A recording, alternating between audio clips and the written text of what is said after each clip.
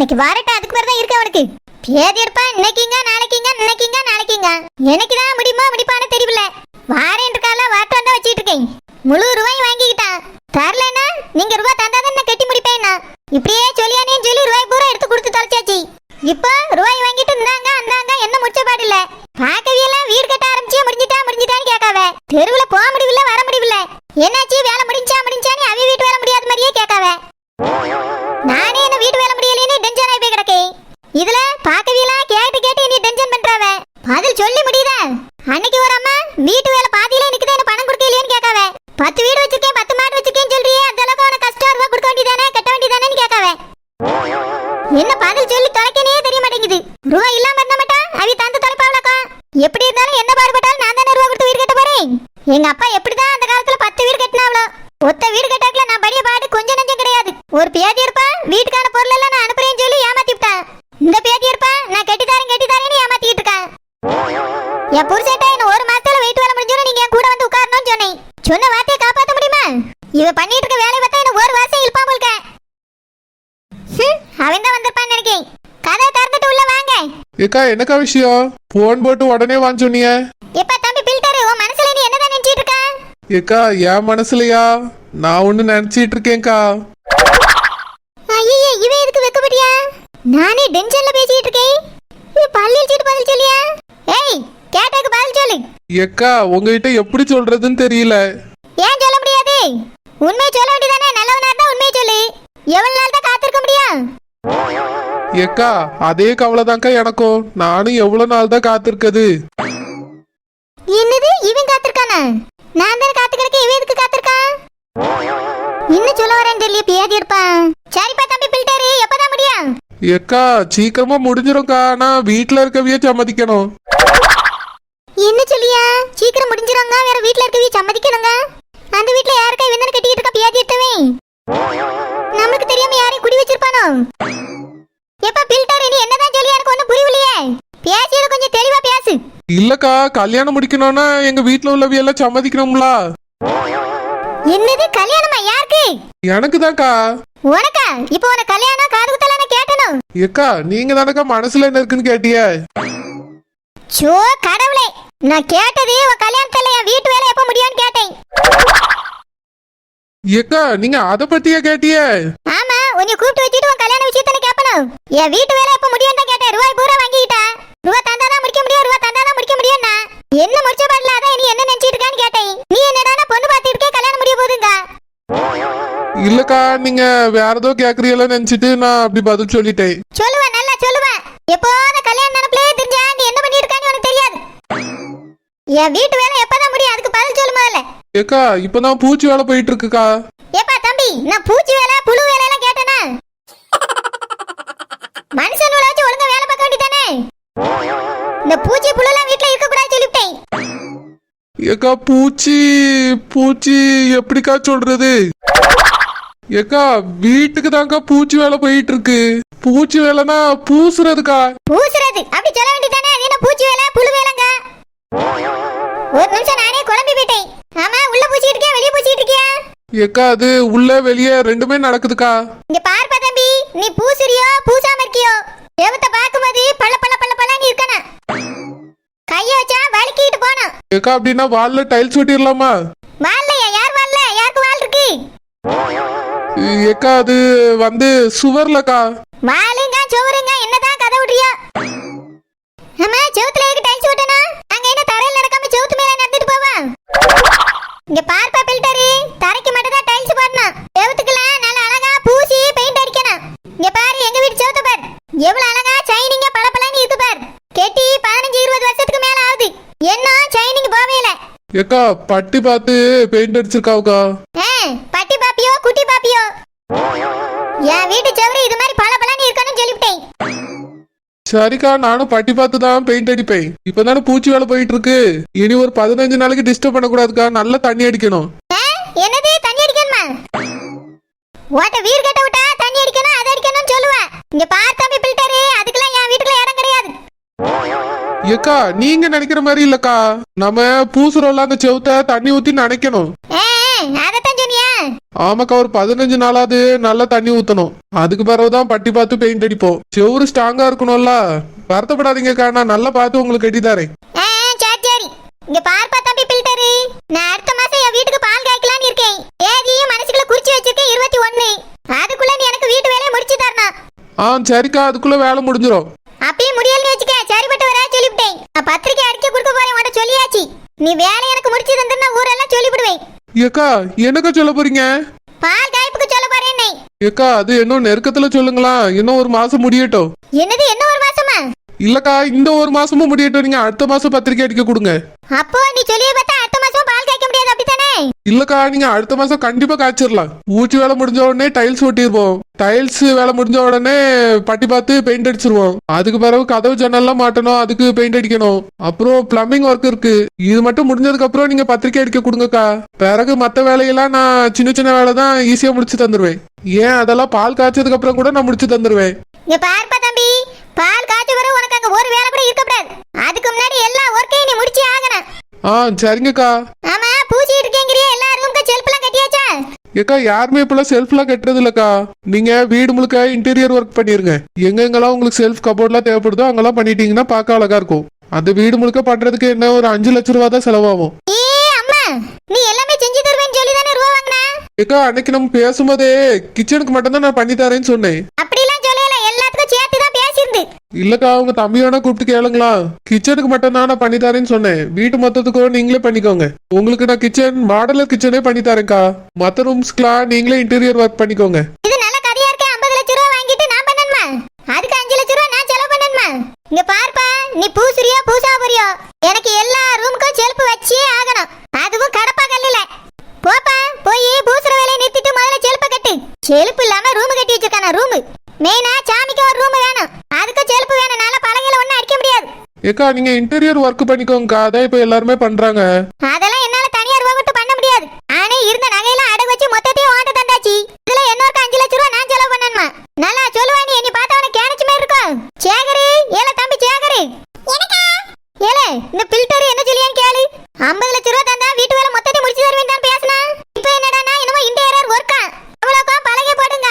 அதுக்கு தனியா நான் 5 லட்சம் ரூபா செலவு பண்ணணுமா? அவன் செல்ஃப்லாம் போட மாட்டானா? சேகர் சார் இன்டீரியர் ஒர்க் பண்ணிக்கோங்க சார். அதான் இப்பெல்லாம் எல்லாரும் பண்றாங்க. கடப்பா கல்ல செல்ஃப் வச்சா அவ்வளவா வீடு மாடர்னா தெரியாது சார்.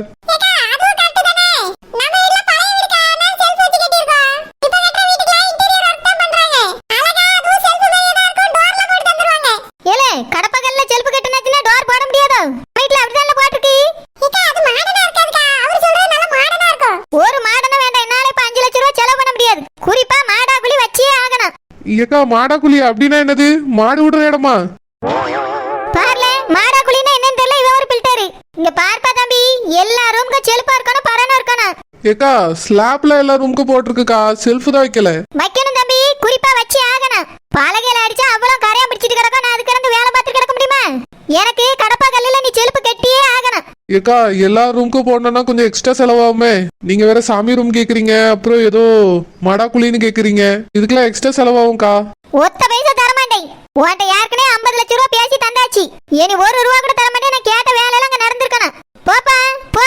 சேகர் சார் நீங்க கொஞ்சம் பேசுங்க சார். உங்க அக்கா கிட்ட ஒரு 50,000 1 ரூபா கூட தரமாட்டேன்னு சொல்லிட்டேன். நான் கேட்ட வேலை அங்க முடிஞ்சிருக்கணும். இல்ல என்ன நடக்கும்னு எனக்கே தெரியாது. சரிக்கா நான் போயிட்டு வரேன். 50 லட்சத்தை வாங்கிட்டு போறவே இப்ப என்ன பேச்சு பேசுறான் பாரு. ஏலே, உன்னை நம்பறதுக்கு நல்ல ஆளை கூட்டிட்டு வந்தாலே என்ன 50,000 தானி கேட்காம பாரு. இல்லன்னா நான் 5 லட்சம் ரூபாய் செலவு பண்ணி கபோர்டு செல்ஃப்ல போறேன்மா. ஏக்கா நல்ல பையன் தான் முடிச்சு தந்துருவான். நல்ல பையனா? நல்ல பையன். இவனை பார்த்தா நல்ல பையன் மாதிரி எனக்கு தெரியல. அவன் காதலு கல்யாணம்னு கதை விட்டுட்டு வந்திருக்கான். சரியான பொறுக்கி பையல அப்பா மல்க. வேலையை முடிச்சு தராம இருக்கட்டும், அதுக்கு பேர் தானே இருக்கு அவனுக்கு. யாரு உள்ள வாங்க. மாப்ள சம்மந்தி நீங்களா? வாங்க வாங்க வாங்க, உள்ள வாங்க. உட்காருங்க சம்மந்தி. மாப்ள உட்காருங்க. திடுதிப்புன்னு சொல்லாம கொள்ளாமலாம் வந்திருக்கியே. நான் எதிர்பார்க்கவே இல்ல சம்மந்தி.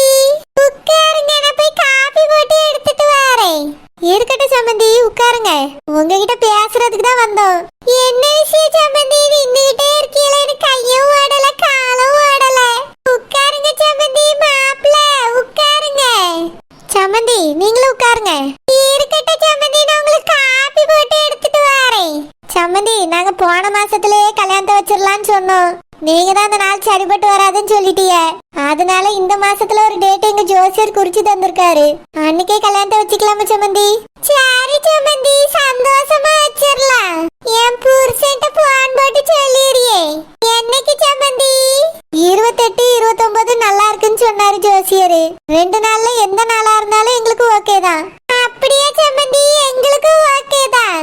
28ஆம் தேதியே வச்சிரலாம் சம்மந்தி. சரி சம்மந்தி, எனக்கு ரொம்ப சந்தோஷம். அத்தை, சௌமியா எங்க? மாப்ள, என் மகன் உள்ளதான் இருக்கா. நீங்க பார்வியன்னு அவளுக்கு தெரியாது. இப்ப நான் போய் சொன்னேன்னா நான் குளிக்க போறேன், அதை பண்ண போறேன், இதை பண்ண போறேன், எந்த ட்ரெஸ் போடன்னு தெரியலையேன்னு குழம்பிட்டு கிடப்பா. இருங்க மாப்ள, நான் போய் சொல்லி அவளை அனுப்பி வைக்கேன். எப்படியும் குளிச்சிட்டு மேக்கப்லாம் போட்டுட்டு வரதுக்கே 1 மணி நேரம் ஆக்குவா பாருங்க. அத்தை, அதெல்லாம் எதுக்கு? எனக்கு சௌமியாவோட நேச்சுரல் பியூட்டி தான் பிடிக்கும். அவ எங்க இருக்கா அத்தை? நானே போய் பாக்குறேன். மாப்ள, நீங்க திடீர்னு போய் நின்னா அவ சாக்காயிருவா. சாக்கானதுல ஆணு கத்துறதுக்கு கூட வாய்ப்பு இருக்கு மாப்ள. நான் போய் சொல்லி மகளை கூட்டிட்டு வரனே. இல்லத்த, வேண்டாம், நானே போய் பாக்குறேன். அவளுக்காக கிஃப்ட் எல்லாம் வாங்கிட்டு வந்திருக்கேன் அத்தை. சம்மந்தி, கெட்டிக்க போறவன் தானே. இந்த மாசமே கல்யாணம் முடிய போது 2 பேருக்கும். போய் பார்த்துட்டு இந்த பரிசை கொடுத்துட்டு வரட்டும். தேடி தேடி வாங்கியிருக்கான். சரி சம்மந்தி. மாப்பிள்ள போவாங்க, என் பிள்ளை பயப்பட போறா. மெதுவா போய் பேசுங்க. சரித்த. மாப்பிள்ள இப்பவே மகளுக்கு கிஃப்ட் எல்லாம் வாங்கிட்டு வந்திருக்காரு. கல்யாணத்துக்கு அப்புறம் நல்லா பாத்துக்கிடுவாருன்னு நம்பிக்கை இருக்கு சம்மந்தி. ஆமா ஆமா, நாங்க நல்லா பாத்துக்கிடுவோம். நீங்க அதெல்லாம் நினைச்சு வருத்தமே படாண்டா. எப்ப நினைச்சாலும் உங்க மகளை வந்து நீங்க பாக்கலாம். சரி சம்மந்தி. ஆமா, நிச்சயம் வைக்கணும் அன்னைக்கு சொல்லிட்டு இருந்தீங்களே. அது கல்யாணத்துக்கு முன்னாடி சிம்பிளா மோதிரம் மாத்திக்கலான்னு அவிய சொன்னாவே. கல்யாணத்துக்கு முன்னாடி நாள் நைட்டு சின்னதா ஒரு வரவேற்பு இருக்கும்ல, அன்னைக்கு 2 பேரும் மோதிரம் மாத்திக்கிடட்டும். சரி சம்மந்தி, அதுவும் நல்லாதான் இருக்கும். மாப்பிள்ளைக்கு மட்டும் ஒரு பவுன்ல நீங்க ஒரு மோதிரத்தை எடுத்துருங்க. என்னது 1 பவுனா? 1 பவுன் வாங்குறதுக்கு எங்ககிட்ட ரூபா இருந்தா நாங்க அதை வாங்கி உங்க மகளுக்கே போட்டிருக்க மாட்டோமா? அவளுக்கே ஒன்னும் போடையில, மாப்பிள்ளைக்கு எப்படி போட முடியும் சம்மந்தி? எங்க நிலைமைதான் உங்களுக்கே தெரியும்ல. ரூபாயே இல்லாம உட்கார்ந்துருக்கோம். என் வீட்டுக்காரவிய தான் சொன்னாவல்ல, எதுவுமே எங்களால செய்ய முடியாது, இந்த வீட்டோட கடன் முடிஞ்சோடனே எங்க மக பேர்ல எழுதி வைக்கணும். இல்ல சம்மந்தி, 1 பவுன் முடியாட்டி ஒரு 1/2 பவுனாவது போடுங்களா? 1/2 பவுன் மட்டும் என்ன கம்மி விலையா இருக்கு? ரூபாயே இல்ல சம்மந்தி. நானே கல்யாண செலவுக்கு என்ன செய்யன்னு யோசிச்சுட்டு இருக்கேன். கல்யாணத்துக்கு உங்களுக்கு அப்படி என்ன செலவு இருக்கு? என்ன செலவு இருக்கா? பத்திரிக்கை அடிக்கணும், எல்லாருக்கும் கொடுக்கணும், சொந்தக்காரவிய வீட்டுக்கு வருவாங்களுக்கு சோறு போடணும், ஏகப்பட்ட செலவு இருக்கு சம்மந்தி. அதான் உங்களுக்கு மொய் பணம் வரும்ல, அதை வச்சு செய்யுங்க உங்க மாப்பிள்ளைக்கு. நாங்க என்ன அதிகமாவா கேக்குறோம்? ஒரு 1/2 பவுன் மாத்திரம் தானே, இது கூடவா செய்ய முடியாது? உங்க வீட்டுக்கார வீட்டை கலந்து பேசிட்டு என்ன சொன்னாவன்னு பெற சொல்லுங்க. 1/2 பவுன்ல போட்டா கூட போதும். அதுவும் முடியாதுன்னா ஒரு 2 கிராம்லயாவது போட்டுருங்க. நாங்க உங்ககிட்ட வேற எதுவுமே கேட்கல. செயின் கேட்டோமா, பிரேஸ்லெட் கேட்டோமா, ஒரே ஒரு மோதிரம். அதுவும் நிச்சயத்துக்கு போடுற மாதிரி தானே, ஒரு 2 கிராம்ல போடுங்க போதும். சரி சம்மந்தி, நான் என் வீட்டுக்கார வீட்டை சொல்லியே முடிச்சா செய்யறோம் சம்மந்தி. அப்படிலாம் சொல்லாதுங்க சம்மந்தி, கண்டிப்பா செய்யுங்க. ஏன்னா நாங்க பொண்ணுக்கு மோதிரம் எடுத்துட்டோம், 1 பவுன்ல எடுத்திருக்கோம். அப்படியா? 1 பவுனா? சின்னதால இருக்கும். ஒரு 3 பவுன்ல எடுத்துக்க கூடாதா சம்மந்தி? பொம்பளை பிள்ளைகளுக்கு 3 பவுன்ல மோதிரம் போட்டா அவ்வளவு நல்லா இருக்காது சம்மந்தி. 1 பவுனே நல்லா பெருசா தான் இருக்கு, அழகா தான் எடுத்திருக்கோம். நீங்க என் மகனுக்கு நல்ல மோதிரமா பார்த்து எடுங்க. நிச்சயத்தன்னைக்கு என் மகன் மட்டும் மோதிரம் போட்டுட்டு உங்க மகன் எங்க மகனுக்கு போட்டு விடலன்னா நல்லா இருக்காது. சரி சம்மந்தி, நான் வீட்டை சொல்லி என்ன செய்ய, யார்ட்டையாவது கடனை வாங்கிதான் செய்யணும். சரி சம்மந்தி, வேற யாருக்கு செய்ய போறியா? உங்க மருமகனுக்கு தானே சரியா? செஞ்சிருங்க. சரி இருங்க சம்மந்தி, நான் காப்பி போட்டு எடுத்துட்டு வரேன். இந்த பொம்பளை என்ன ஒரு 2 கிராம் மோதிரம் கூட போட மாட்டேங்குது. 1 பவுன்ல நான் கேட்டேன், சரி அரையாவது போடுங்க என்ன, அதுவும் முடியாதுன்னுட்டு 2 கிராம்லயாவது வாங்கி போட்டுருங்கன்னு சொல்லி அதுக்கும் என்னென்னவோ சொல்லிட்டு போகுது. அது மகளுக்கு மட்டும் 3 பவுன்ல எடுக்கணுமா? 3 பவுன்ல மோதிரம் போட்டா நல்லாவா இருக்கும்? 1 பவுன் தான் சின்னதா அழகா இருக்கும். அவியலுக்கு செய்யணும்னா கூடுதலாக தான் கேட்காவே. எங்களுக்கு செய்யணும்னா தான் ஒண்ணுமே இல்லைங்காவே. பத்திரிக்கை அடிக்க அப்படி எவ்வளவு செலவாயிரும்? இவ்வளவு வருஷமா வளைச்சி பத்திரிக்கை அடிக்க கூடவா ரூபாய் எல்லாம் போயிரும்? வீட்டுக்கு வர சொந்தக்காரவியல் கூடவா சாப்பாடு போடுறதுக்கு ரூபாய் எல்லாம் போயிரும்? ரொம்ப ஓவரா தான் இருக்கு. எவ்வளவு பேர் கூட பழகி இருப்பாவ. மொய் பணத்தெல்லாம் என்னதான் செய்வாங்களோ. வீட மக பேர்ல எழுதி வச்சிருவோன்னு சொல்லிக்கிட்டே இருக்காவ. கடைசியில எதுவும் ஏமாத்திருவாங்களோன்னு பயமா இருக்கு. கல்யாணம் முடிஞ்ச உடனே எழுதி வச்சிட சொல்லணும் சம்மந்திக்கிட்ட. இல்லனா சரி வராது. சௌமியா, சௌமியா. யார் அது? உள்ள வாங்க. நீங்களா? ஹேய், ஷாக் ஆகாத. நான் தான். உங்க அம்மா அப்பவே சொன்னாங்க இனி பார்த்த உடனே நீ அப்படியே ஷாக் ஆயிருவேன்னு. உண்மையாதான் இருக்கு. ஷாக் ஆயிட்டியே. அதுவா, எங்க அம்மா கல்யாண டேட் குறிச்சிட்டாங்க. அதான் அவங்க வீட்டுல சொல்லிட்டு போறதுக்காக வந்தாங்களா, நானும் அப்படியே கூடயே வந்துட்டேன். ஆமா, ஏன்? அதுக்குள்ள கல்யாண டேட் தெரிஞ்சுக்கணும்னு ஆசை வந்துருச்சு, அப்படிதானே?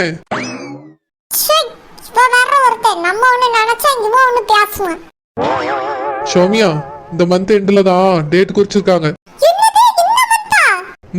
ஆமா, உனக்காக தேடி தேடி இந்த கிஃப்ட நான் வாங்கிட்டு வந்திருக்கேன். இந்தா வாங்கிக்கோ. அப்படிலாம் சொல்லக்கூடாது, உனக்காக தான் நான் வாங்கிட்டு வந்திருக்கேன். வாங்கிக்கோ. ஏன்? கண்டிப்பா உனக்கு ரொம்ப பிடிக்கும்.